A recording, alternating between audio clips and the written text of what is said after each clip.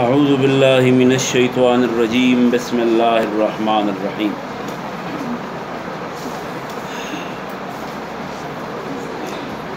الفصل الثالث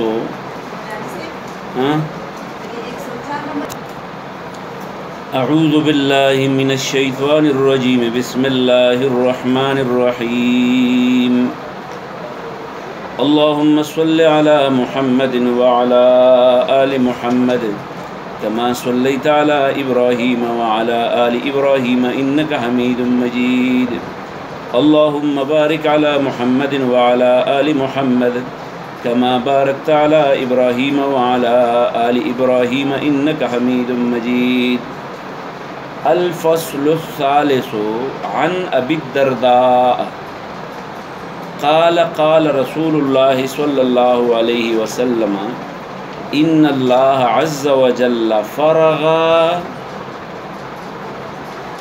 إلى كل عبد من خلقه من خمس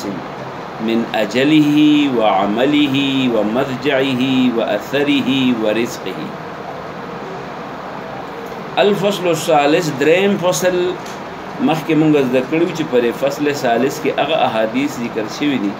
کوم احادیث کې چې د نبی صلی الله علیه وسلم احادیث راغلي دي خو هغه په بخاری او مسلم د هغه شرطونو په بنیاد باندې نه کوم چې د مصباح السنه په کتاب باندې بلکې دا دی کتاب والا چې مشکات المصابیح والا دی دا دریم فصل اضافه د خپل راجمع کړی شوی احادیثو نه کړی دا نو په دې وجه ته فصل ثالث وی دریم مرتبه ورکړي.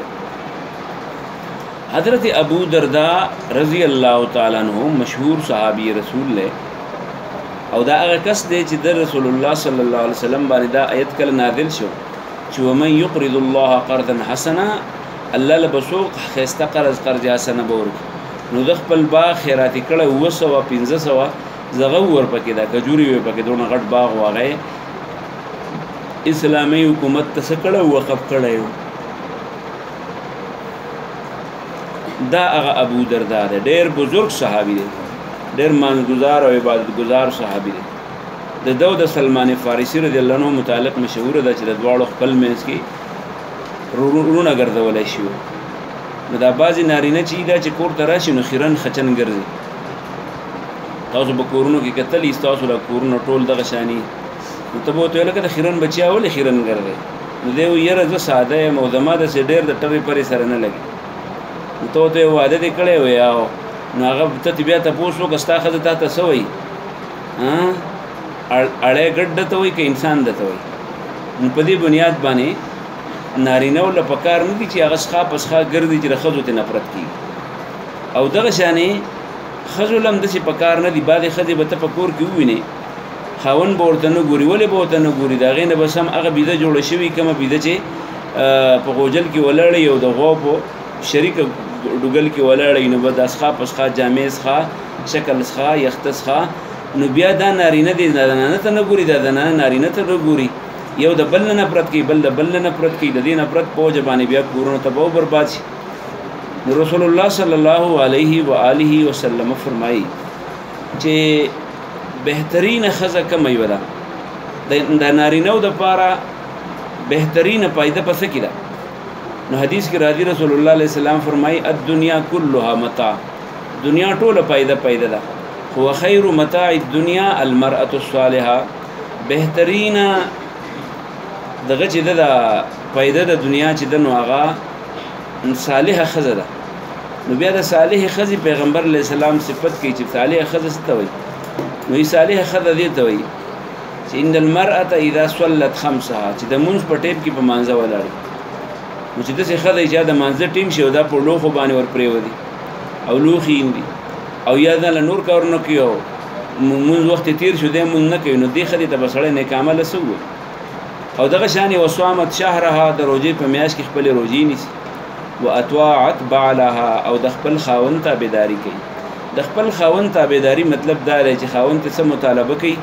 هغه مطالبه سر ته رسي. نمبر 1 نمبر 2 خاوند په کوم کارونو خوشحاليږي د اقا کارونه کوي. نمبر 3 خاوند په کوم ځای کې د دې ښکارا کېدل غواړي د التی چې په کوم ځای کې خاوند نه غواړي چې د التی نو هلته دا نه ښکاره کېږي بس دا د خاوند تابعداري ده. د دې په مقابله کې یوه ښځه د خاوند ورته وایي لکه بل ورته په تمرګري بازار کې څه ورځې وشوې بازار کې یو سړی ډز ډز په ښځه راکې ښودې خلک ویل که ته که مقلې په کور کې به دې وهلې وې لکه ویل اوس یې راته وایي چې بازار ته مې بوده جامې راله ویل را مې وسته جامې مې وله واخېستې کور ته لاړم چې زه وده شم دا بیا راوتېره په دې مارکېټ کې ګرځي ویل دا د په کور کې مونه مه دا خو بس دغه ورته ګشته چرګه ترې جوړه شوې ده کله په یوه کوڅه کې کله په بله کوڅه کې ویې دلته مې وموندی له مې پرې زړه یخ نه نو چې اوس داسې ښځه چې هغه بیا کوڅه ګشته چرګی د هغې سره به سړی څه کوي نو هغې ته صالحه ښځه چېرته هم نشي ویلی دا تاسو ګوره ډېرې زنانه چې دي دا ستاسو په دې کلو کې به همي راوځي چېرته تللی وي ډاکټر له تللی خدای شته که ډاکټر له تللی دا تللی یا چې کوم دی یا شهرۍ کې چېرته تعویزګر له تللی یا چېرته په کوټو او په پیټو او په سدو او دا څه شي ورته وایي تالاشونه او باجوړیان چې دي نو هلته کې به ګرځي چېرته په خاپېرو پسې به ګرځي او تا ته به وایي ډاکټر له تللی بیا چې کله راشي په کور کې به پرې ګس طرف باندې ځان واچوي سر مې وچاودو سر یې چاودلی د بیمارۍ د لاسه نه وي سر یې چاودلی هغه څه پیسې چې ورسره وي هغې خوړلې دي نور یې اوسه نشته اوس د خاوند یا پلار یا رور هغه به اوس بیا ګرځي یا به ځمکه خرڅوي یا به پټۍ خرڅوي یا به کوټه خرڅوي او دې له به څه ګوري دې له به اوس نورې پیسې ګوري نو چې داسې ښځه وي نو دې ته صالحه ښځه نه وایي دې ته عذاب وایي عذاب په دې وجه پیغمبر علیه السلام وایي چې واطاعت بعلها د خپل خاوند تابعداري کوي نو چې کومه ښځه د خاوند سره اړم وي خاوند یو وایي دی بله کوي خاوند یو طرف ته تلل غواړي دا بل طرف ته دی خاوند وایي داسې وکړه هغه دا بل شانتي کوي نو رسول الله صلی الله علیه وسلم فرمایي چې هغه ښځه چېرته جنت ته نشي ننوتی چې ماښام شي خاوند پرېوځي او په دې انداز کې پرېوځي چې دی په خیرې کې چې خدای دې ښځه نه مې خلاص کړي خدای د دې شیشکې نه مې خلاص کړي او دا خیرې کوي په دې ردي چې دعا ورته وکړي نو داسې ښځه چېرته هم جنت ته نشي ننوتی نو رسول الله صلی الله علیه وسلم فرمایي چې واطاعت بعلها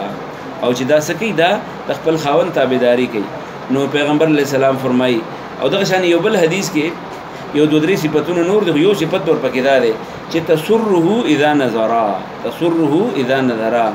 چې ښه ښځه هغه ده چې خاوند کور ته ننوځي او په خپله ښځه نظر ولګي او دا سړی خوشحاله شي ولې د ځان هم ښه صحیح برابر کړی دا په کور کې هم په سړیتوب باندې ناست دی د دې د مور و پلار سره سلوک هم ښیي د دې په مقابلې کې هغه ښځه چې کور ته خاوند راننوځي او د دوو ورنداریانو په خپل منځ کې جنګ یو تورې شوي او بل وی تورې شوي او یو بل تورې او یو بل سپینۍ نو دا سړی چې کور ته راننوځي دی به څه وایي دی به وایي خدای ته اوس د دې غم نه مو خلاص کړه دغه شانې چېرته یوه ښځه ده چې کور ته راننوځي خاوند وایي زه کور ته ورځم ما به زه به ډوډۍ وخورم زه به ارام وکړم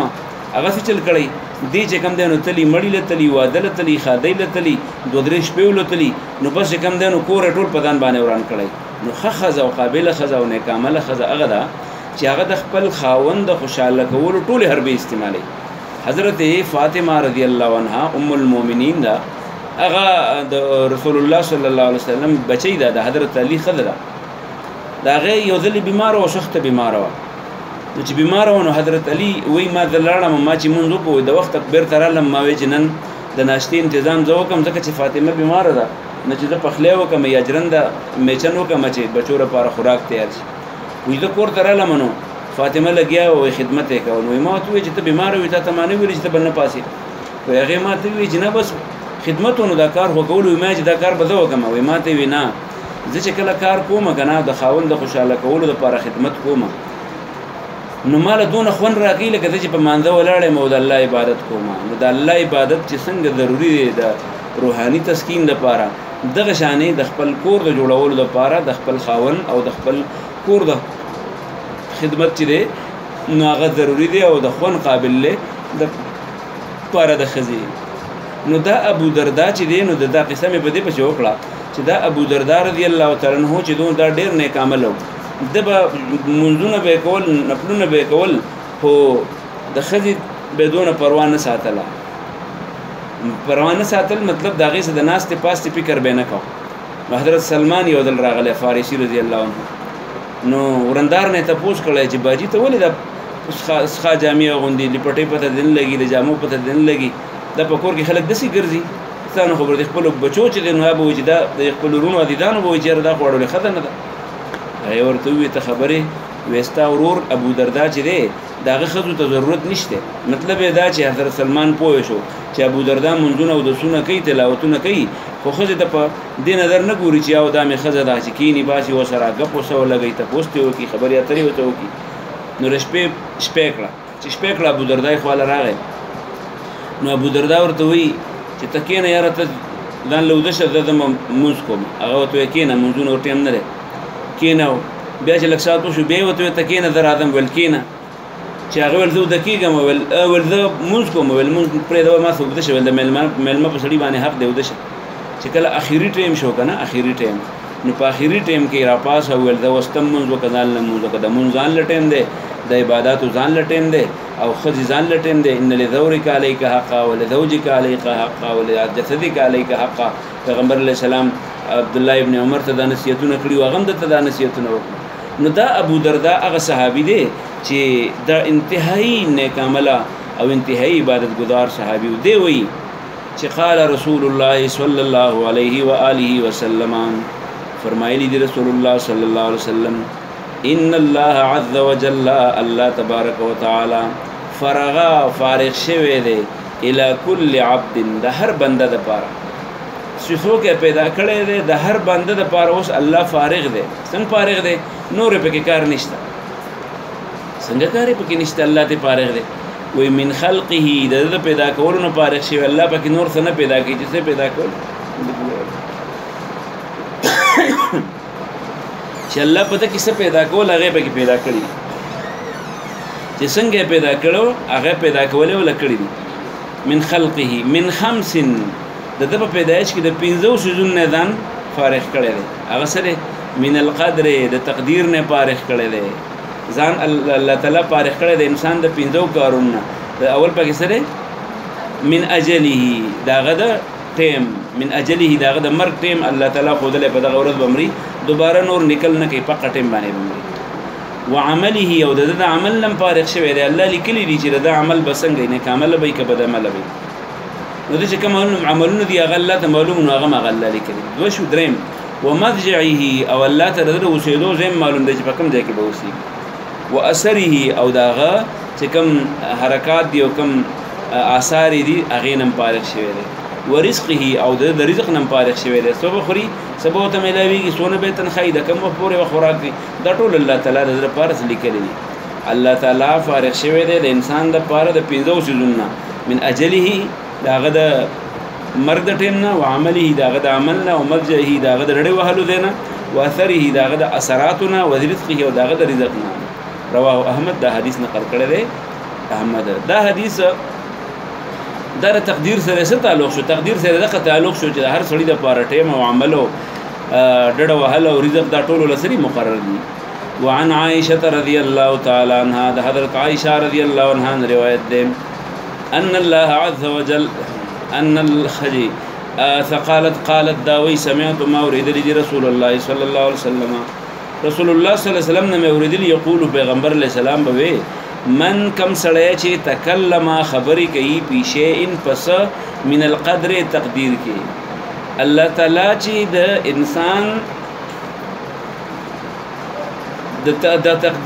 تقدیر په باره کې کم انسان څه تاسو خبرې کوي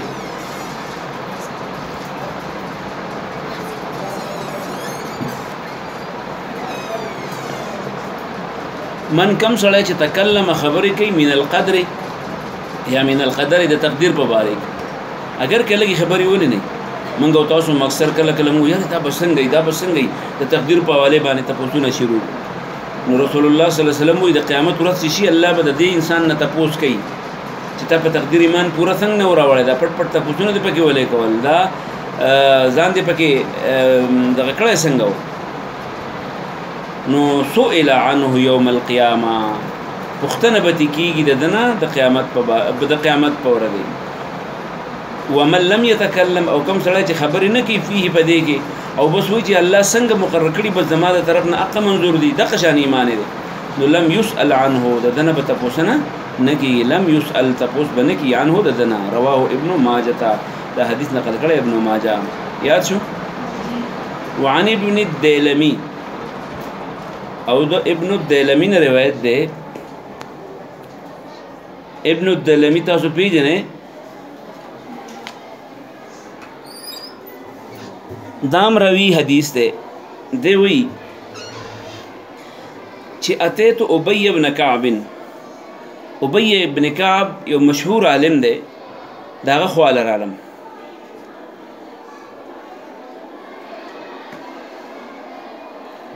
نو فقلت له ما غته ویل چاته مې ویل ابی ابن کعب ته مې ویل قد واقع شوی دی په نفسي زما پزله کې څه خبرې راغلي دي بعد وخت کې سړی وي مولوي صاحب یو دوه تپوسونه کوم پر ذهن کې مې داسې راغلي دي چې د دې به څه مطلب وي نو دغه شان رسول الله صلی الله علیه وسلم وایي دغه د دیلمي وایي ابن الدیلمي چې ما د ابی ابن کعب نه تپوس وکړو چې قد وقع فی نفسي شیء زما په دې زړه کې څه خبرې راغلي دي من القدر د تقدیر په باره کې زما په دې زړه کې د تقدیر په باره کې څه خبرې راغلي دي نو فحدثني نو ته ما ته بیان وکړه د هغې چې زه به درنه تپوسونه وکړم ته راله د هغې څه راکړه جوابونه راکړه لعل الله کیدای شي چې الله تعالی په ممکن ده چې الله تعالی ان یذهبه لري کې دا خبرې من قلبي زما د زړه نه کیدای شي ستا په وضاحت باندې دا خبرې الله زما د زړه نه لري کړي او زما دا سوال لږ څه شي زما دا ذهن پاک شي فقال نو ابی ابن کعب را جواب راکړو راته ویل لو ان الله عز وجل که الله تعالی عذب عذاب ورکی اهل سماواته د ټول اسمان والولا و اهل ارضه او د ځمکې والولا عذبهم او عذاب ولا ورکی وهو غیر عذبهم عذاب ولا ورکی هو غیر ظالم دا الله به ظالم نه دا الله به ظالم نه الله چې د ځمکې او اسمان والو ټول عذاب ورکی دا به ظلم نه کړي لهم وهو غیر ظالم دا به ظلم کوونکی نه لهم د دوی لپاره ولی ځکه چې دا الله تعالی د خپل مخلوق باندې متصرف دی چې څه پکې کولای شي ولو رحمهم او کدا الله رحم وکي په دې باندې پر اسمان او ځمکه والا باندې ټولو باندې رحم وکي نو بیا نو کانت رحمته خیر لهم نو وی به رحمت د الله بهتره د دوی لپاره من اعمالهم د دې صالح اعمالنا دنیا کې څونه اعمال کړي پر اعمالو په دې باندې ک الله په خپل رحم وکي نو دا بر دې پر ډېر خي ولو انفقت او کته خرج کې مثل احد د احد غر پاړ کې ذهبا سرزر فی سبیل الله د الله په لار کې ما قبله الله قبول بینه کې الله تعالی من کستانه حتی تر دې تؤمنا چې ایمان راوړي بالقدر په تقدیر باندې وتعلم او په دې دان پوهه په دې خبره پوه شوې چې کته د ازمکه اسمان ټول له سرو لري شي دا د الله په لار کې خرج کې چې ما دونه لویه صدقه ورکړه خو چې په تقدیر باندې د ایمان نه نو دا صدقه ستانه نه قبلي اوس په پوه شو وتعلم په دې پوه شه انما اصحابک سم مصیبت چې تا ته ورسي تا ته چې څه ورسي خیر دی او که شر دی نو دا تا ته چې سره لم یکن نه دی دا لیخطئک چې تاسو کې خطا کی دا الله تعالی پتا ظلم لکه لیخطئک چې پتا تا خطا کی یعنی لیظلم یا لیجاوز عنک یاد شو خبره وانما اخطئک او بشک هغه شی چې تا خطا کی لم یکن نه دی دا لیصيبک چې تا ته مصیبت ورسي ولو مت علی غیر هذا ګوره مطلب دا دی ک تا ته سم مصیبت ورسي انو دا مو اجرا دا مصیبت چې دا ما تر دې پلاني سیس د وجه نه ورسېده یا که فرض کته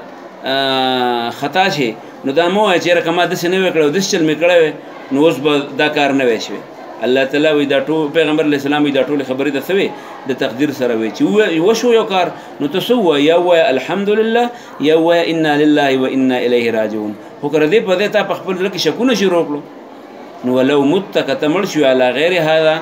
بغیر د دې خبرې نه او شکونه دې کول دخلت النار تب داخلي کې چرته ورتا قال بیرته وی ثم اتيت عبد